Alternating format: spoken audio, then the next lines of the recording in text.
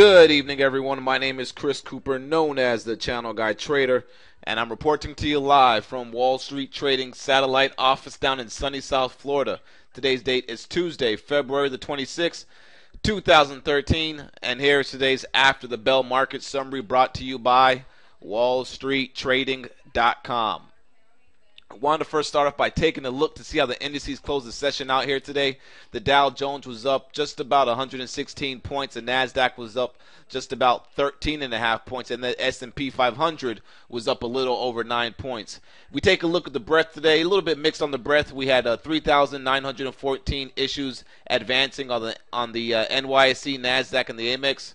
We had 2,233 issues declining on the NASDAQ, NYSE, and the AMEX. Therefore, pretty much mix of bears. The bulls did have the upper hand today, which kind of makes sense because they bounced the market today, as we still have those dip buyers in the market buying these dips. However, it is still getting kind of tricky out there. I mean, and just to show you guys a little bit what we're talking about tricky, I mean, we did some analysis in the midday market update that we showed you guys. But let me just go ahead and bring this down to you guys right here, show you guys how we close the session out here. And this is a 15-minute chart of the S&P 500.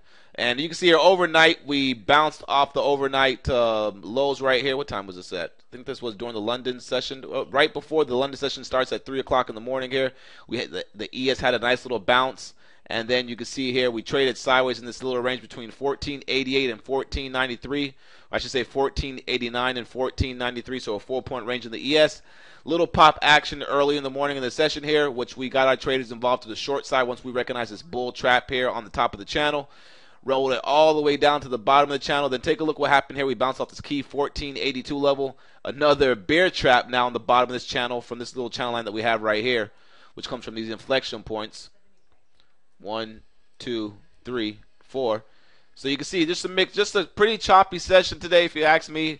There was a lot of stocks in play today that you could have traded. However, the action was choppy, and you could tell by the chart alone here on the ES with all the wicks and stuff like that, and a lot of wicks in a couple of these stocks here. The market was choppy. However, there were opportunities to be had, like the Amazon short that we caught in the room for 3 points, and a whole bunch of other stuff. But anyways, so we have a bull trap right here, a bear trap right here, another little bull trap action right here. And now the ES is pretty much trading down right now.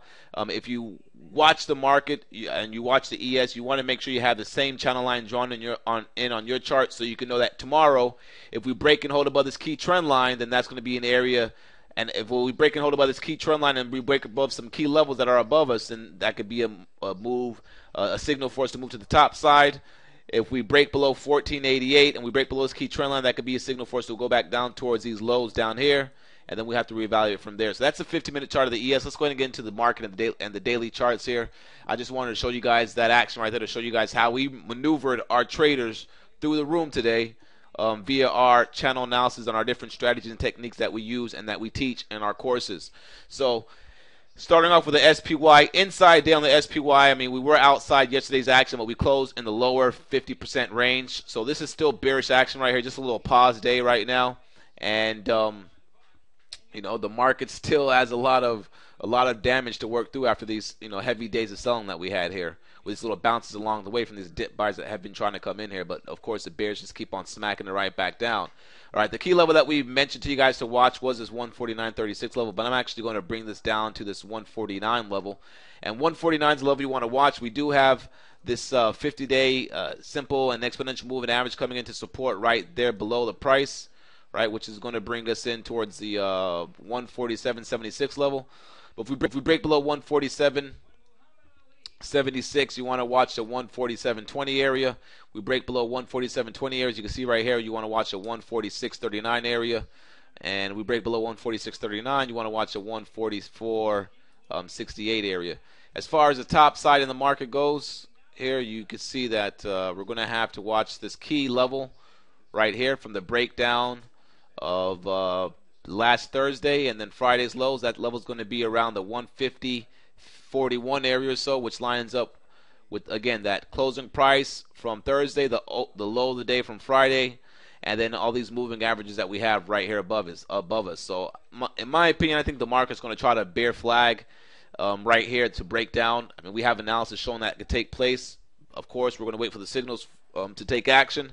But right now, the market, you really can't get kind of neutral on this market at all, really, until we recapture at least 50% and hold above 50% of this sell bar action right here. Until then, you want to kind of remain neutral to bearish right now, and that's just my opinion. But the technicals are showing you the same thing as well, as we're below all these key moving averages. All right, and if you take a look at the ES right here, all right, we got to bounce off my key trend line right here. All right, and we broke below this key trend line right here from this little wick action right here. Now, we're going to be looking to see if we maybe try to do some type of bear flag inside of one of our little channels here. So we'll see how that plays out, and of course we'll keep you guys updated with that. Now, taking a look at the triple Qs, the NASDAQ is trying to get back above that key 66, trying to get back above. Well, actually, it got back above. It held above the 66. 17 level today, call it 66. We did hit a low of 65.96, but we recaptured that we recaptured that level right there. And remember, we're still holding above these key 200-day simple and exponential moving averages down there, with the 200-day exponential moving average being around 64.58, 65.48, excuse me, and then the gap fill from the gap up that we had at the beginning of the year being around 65.15.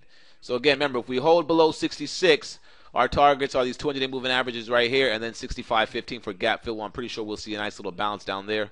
Even if we see like a little shakeout and then we close back on highs of the session, we probably should see a nice little bounce down there. So that's why I'm thinking we at least want to feel this gap that's right underneath us. So 66 is going to be the key level to watch on the Qs. We break back above today's highs, above 66.71. We're going to be looking for a move back over 67, where we still are going to be encountered by a lot of resistance from these declining moving averages. We break over 67, then we want to watch that little area around the 67.38, 67.50, where we've been trying to break this little supply zone. And of course, like I've been explaining in my videos and in the weekend review videos, how they've basically been trapped in the longs, or anybody that's been trying to buy the triple Qs above the 67.38 level. And that just tells you that people don't think that the Qs are, the markets, just got to think about it in simplistic terms here. If this keeps on gapping above this 67.38 level and it can't hold above it, that just means that people think this is worth too much, and these are premium prices. It's like going to a store and the store owner tells you, look, man, I know you like these shirts, they're at this price right now, but if you come next week, you can buy them much cheaper. Well, some people say, well, I'll buy them, and they lost value. Some people say, okay, I'll buy them next week cheaper. Or, they're going to wait, and they'll say, okay, I'll buy them next week, the following week for cheaper. So that's kind of simple analysis that you want to kind of, train your brain to think right now, because that's basically what, these people up here, they bought the shirts for an expensive price, and how, they can't turn around and sell that to Goodwill, or, well, you don't sell nothing to Goodwill, you donate it, but, they can't go around and sell it on eBay for that price they paid for it up here. They got to sell it for these lower prices. They want to get rid of it right now. But those are levels to watch. IWM here. IWM's at the bottom of that little channel that we mentioned here. If the IWM breaks below 89 here, we could get some nice selling pressure. As you guys know, these upward channels usually resolve to the downside, but at the same time, they try to break to the top side. And if it does break to the top side, you usually get a nice little continue push higher, like a little short squeeze action type of action going on there. But this one happened to get some people involved to the long side, trap them above this little channel from these key inflection points, and now those bulls got trapped, and now they're feeling some pain, and hopefully, they maybe sold some, or just kind of manage the risk if you were trading the TNA or something like that. But, IWM below 89 should take us back down. IWM holding below 89, I should say, and holding below its key trend line, usually takes us down to the key inflection point of the first one, which would be down towards 86. So another $3 to the downside there. If we hold this 89 level on the IWM, we're going to be looking for a bounce back up towards 90, and then maybe even a bounce back up towards the key trend line here around the 90.62, 90.75 level. We break above that, then again, you want to be looking at this 91.54 level. Again, you really can't get bullish on these indices until we at least try to recapture and hold above the 50% action on these indices of the, the wide range down, of the wide range down bar that we had on Monday. All right, the longer we hold in the lower 50% level of that wide range bar, kind of shows you that people aren't convinced that we're going to come and see this price. And again, they're going to try to buy that shirt. The example I gave you guys earlier at a discount price. All right, let's go ahead and take a look at the dollar futures here. See what the dollar futures did today. Of course, the dollar futures buying pressure has been causing some stress in the commodity markets, as far as some weakening in the commodity markets. Even though gold actually did pretty well today, and that has to do with those euro fears. But some of the energy stocks and some of the commodity stocks have been acting, have been trading pretty weak, and that is part of that is due to this dollar index showing some strength and that euro index getting weak. But right now, at the moment, the dollar is at this little supply zone from this little area right here, from these little key, this key action that we had down here. And therefore, right now, 82 is going to be the level to watch. But if we break above 82.10 on the dollar futures with some nice volume and we actually close above with a strong candle, we can expect the dollar futures to come up here towards these 83s, 83.50s. And, of course, more strength in the dollar means more weakness in the commodities, at least maybe some commodities here, and some of the key stocks that benefit from a cheap dollar, and etc. So one thing I didn't get a chance to show you guys yesterday that I wanted to show you guys was the TLT. The bonds did break out, all right, out of this little 3-week range that we had right here on the TLT, and right now they're probably going to pull back a little bit more, try to shake and bake around this 118 level, and then off this wide range bar, we're going to see these bonds go high. If the TLT falls back below the 117.72 level and it comes back in this range, well, that's going to mean basically, of course, that's going to mean the market's usually going up, of course, because they work inverse. At the same time, that's going to, this is probably going to be a little bull trap right here. So we'll see how that plays out. But I have some channel analysis, some of my proprietary channel analysis on the bond futures, and one thing that I see here is that the bond futures, first of all, it broke its original downward channel line. And I actually posted a chart of this yesterday on the Wall Street Trading Facebook page. Right, it actually broke this little downward channel right here, and not only that, but it actually broke the little proprietary channel analysis that I do right here in my little system, and kind of did a little shakeout against the key trend line right here. So if the bond futures, the /ZB and the Thinkorswim holds above this 143.13 level here, this is basically going to be telling us that this is a nice little congestion right here that broke out, and that they're going to start holding these bids, and we should see the bond markets continue higher, at least in the short term, as people are maybe taking money out of the stocks and putting it into a little safer, less volatile asset here that can maybe go up in the meantime while the market's correct. So we'll be watching that, of course, and these are just clues that we're using to kind of gauge the market sentiment and to kind of gauge these nice little market movements along with our channel analysis. And you add all that stuff together, it actually works out pretty well for a winning strategy. Now let's take a look at the volatility index. Of course, every time the volatility index spikes up, they gap it down or they sell it off. We got a little bit of selling pressure today. But if the VIX remains above these elevated levels, even it's not at elevated levels right now. I wouldn't consider anything elevated levels until we get like around 23, 24. But if the VIX, remains above 16, that's going to kind of tell us if there's this, a little slight underlying of fear in the market. Because if there wasn't, then the VIX would usually most likely fade off all the way back down to 13.5, maybe even back down towards 12, like it loves to do every time it gets a spike up, right? They love to fade. Every time it gets a spike up, they just love to fade it. Same thing over here when we broke out, or our key channel line, which we call the breakout right here back in October. Again, they love to fade it. They love to fade the pops. They love to fade the pops. And the volatility index, so we're going to be watching this little fear gauge to see how it plays out. Before I go into the commodities here, let's take a look at the Euro USD, see what this sucker did today. And the Euro USD is a little bit tricky here. Why? Because it's it's sitting right on top of our key proprietary channel analysis right here from the breakout that we called. This little congestion right here. So it's sitting right on top of that little key trend line support, which also lines up with this 200-day simple moving average. I believe that is. No, it's actually the 200-day exponential moving average around 130.58 on the euro. If we break below the low of today's low, because this is tomorrow's candle. But if we break below 130.17 on the euro, all right, we break below and hold below, I'm going to be looking for the euro to sell off and come back to the bottom of this channel, which lines up down here from the breakout. And of course, that's going to mean the dollar's going to get a nice little pop. So we have to watch this euro pretty close this week to maybe watch it to make sure to see if it does it, to see if it plans on doing a stupid long bar to the downside, or I should say wide range bar to the downside, or if it actually holds here and tries to make it tick to the top side, which will of course bring the dollar down a bit, which of course give us a better bounce in the markets that the bulls are trying to do right now. So we'll see how that plays out. Let's go ahead and take a look at the crude oil futures. All right, crude oil futures, they got a nice little bounce off of this 92 level. I'm actually going to go ahead and mark that in my chart right now. But we got a nice little bounce off this 92 level here. We want to see what the crude oil wants to do. But if we get back above 94 and we hold above 94, then we're going to be looking for crude oil to move back up towards 96.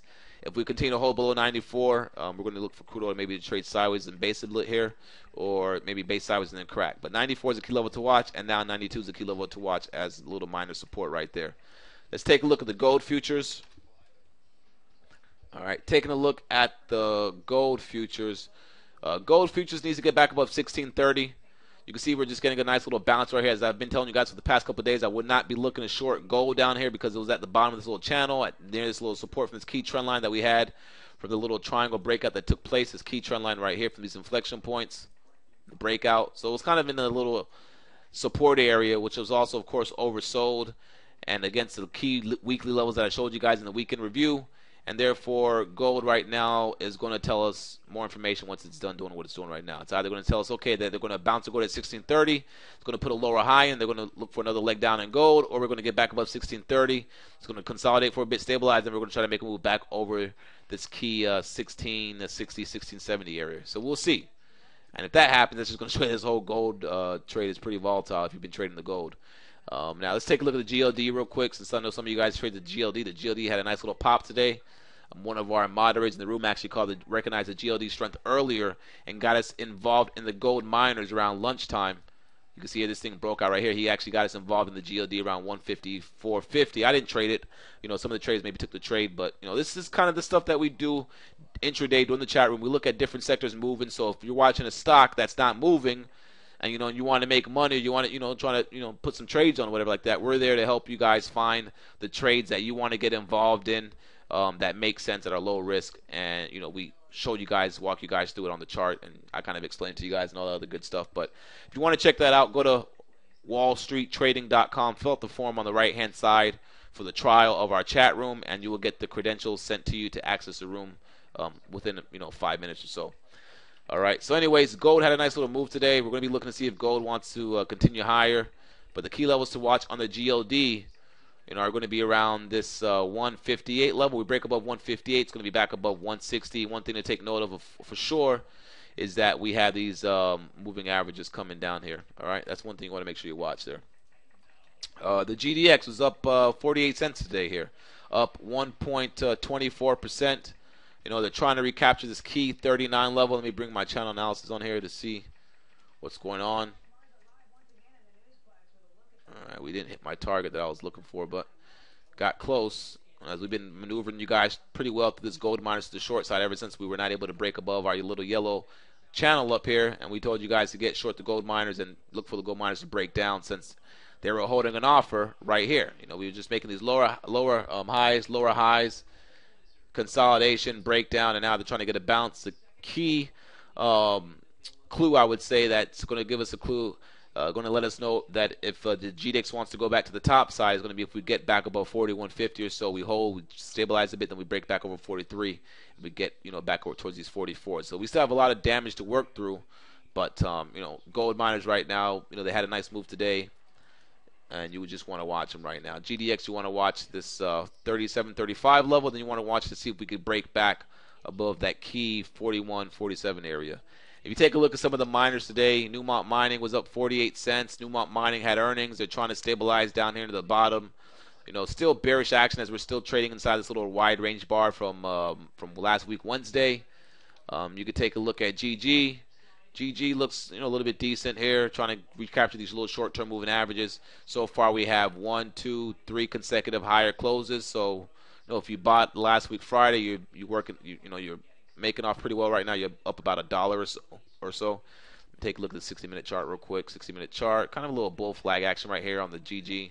Nice little up move, nice little pullback right here. We're going to be watching this one tomorrow to see if it wants to get an A, B, C leg back up for above 34. And that'll be obviously if gold miners are hanging in there, they're holding up, and all that other good stuff, and gold strong.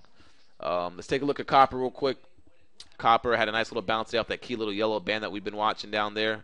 Mentioned the fact that if we hold that level, we could get a bounce up. At the same time, if we break below 354 or so, we can make a move down towards these areas, down the 345 area or so. Showed you guys the VIX. All right, and silver. Let's talk about the silver here real quick. Already making these long videos. These videos are getting longer every day ever since we have so much stuff to cover. Now, silver looks much stronger than gold, if you ask me. I've been saying that for the past couple weeks now. Silver's at the bottom of this little channel. Again, I want to see silver back above 29. But silver, is much cheaper than gold, of course, and it goes in many variety of different industrial equipments and stuff like that. So maybe silver is going to perform better than gold. We'll see. It's cheaper. People are strapped for cash. They want to at least buy some precious metals. They could buy some silver. Either way, silver's back above this key trend line right here. If silver can hold this 28 level, we'll be looking for silver to try to come back inside this little channel. You guys can see it's in this nice little big channel right here. All right, some key stocks. Apple came out with some news today. They have a shareholders meeting tomorrow. People are maybe expecting them to do a stock split and maybe a little dividend increase. The stock got a nice little bounce today. I mean, this stock just ripped out of nowhere. You got to imagine the people that get this news first make out pretty well. But, this thing was consolidating, wasn't going down. Started catching a bid. You could have gotten this little pattern right here. Either way, this thing broke out today. I saw Apple when this thing first came out, and I took my eyes off of it, and I did not trade this stock here. I did not catch this move. But even if I did see it, even that I did see it, I didn't. I don't chase, and sometimes it pays to chase, and sometimes it doesn't pay to chase. So really, you got to pick a cup of tea. If you trade Apple, and you know how Apple trades, and you know how the tape is on Apple, then you made out pretty well. Same for anything. You trade a stock a lot. Then you could kind of gauge when it's, going to continue making a move higher or lower. Prime example, CHK. I've been watching CHK for the past week, and then when they came out with the news that they were going to, when they came out with the news yesterday regarding, I believe it was the cancellation of the, I forgot what news CHK came out with yesterday. Either way, what I'm trying to say is that, we were watching CHK all last week when it was trading sideways, and then for the fact that we felt the tape on the stock kind of shows some bearish action that allows us to catch the CHK short from 1980 all the way down to the lows of the day there, which we caught that in our chat room. And that's just a prime example of kind of knowing what you trade and knowing your cup of tea of what you want to trade. So anyways, Amazon was a monster short today, guys. We actually called Amazon to the short side pretty nice. If you take a look at my channel system here, we had this nice little head and shoulders pattern that developed in my proprietary channel system, which it developed across anywhere, but you can see it much cleaner when I add my channels to it. You got your left shoulder neckline, your right shoulder. So we called the breakout. We actually got short Amazon against this 260.74 level right here, and that worked out pretty well, and I actually called that out on my Facebook page as well. But right now you want to watch if Amazon gets back above this 260 level, and this little head and shoulders pattern doesn't hold below 260 or this key trend line right here, then this could be considered a possible bear trap, and then Amazon can make a nice little whipsaw move up. And I only think that's going to happen. That could only happen most likely if maybe the market does catch a bid tomorrow and they start to buy the Amazon. All right, so that's something to look out for. But at the moment, Amazon holding below 262 is still considered a weak stock. Needs to get back above 262. You can see, though, every time they break below 262, they pop it right back up, and they just trap these little bears down here. So you got to be careful with the stock, but we definitely have it on our radar to see what it wants to do for the remainder of the week. CBX, this was one that we were looking to the top side, but it tried to break out yesterday, got smacked inside day. Visa was another stock that was looking pretty strong. And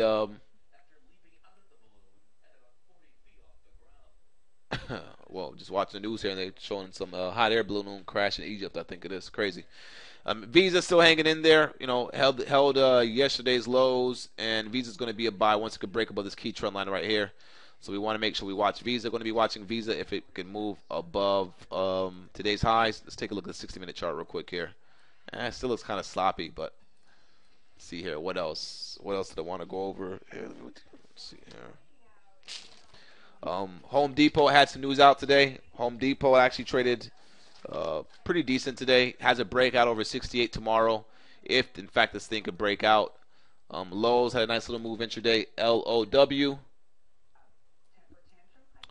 LOW held in there pretty well. At the same time, still holding the bottom range. What else here? Target was one that we have to watch. Target, I was watching that intraday today. I actually called that for a nice little trade here in the end of the session here. I called this little move right here. Nothing big, but called a move out from like 63.80, ran up to 64.11. Then it pulled back. Then I got our members involved in the chat room down here at 63.80 and gave them the target for a breakout towards the highs, and that worked out pretty well right there. So Target, watch Target tomorrow. I don't think do they have earnings tomorrow? Oh yeah, they have earnings tomorrow. They have earnings before the market bell. So watch that. If you're watching Target, of course you want to make sure that you watch Walmart. just trying to hang in there. Which if Target reports good, maybe Walmart's going to break out. Especially since I think the stock has a lot of people trapped to the short side from that news. I got some people that I follow on Facebook, and they're trying to short this Walmart. And right now, this is just basically telling you to stay away because it's so choppy. But that's about it, guys. Don't want to make this video too long. I know I probably missed a couple of stocks that I wanted to show you guys, but of course we'll go over them tomorrow morning. And at the same time, if you follow us on Facebook at Wall Street Trading, or you follow me, Chris Cooper, on Facebook, you'll see the different stocks that we're watching in the morning and how we analyze them. And then, of course, you can always join us in our chat room, our live intraday chat room for active traders and investors at mywallstreettv.com. To get the credentials for that, though, you have to go to wallstreettrading.com and fill out the 14-day free trial. Have a great night, folks. Catch you guys bright and early tomorrow morning. Cheers.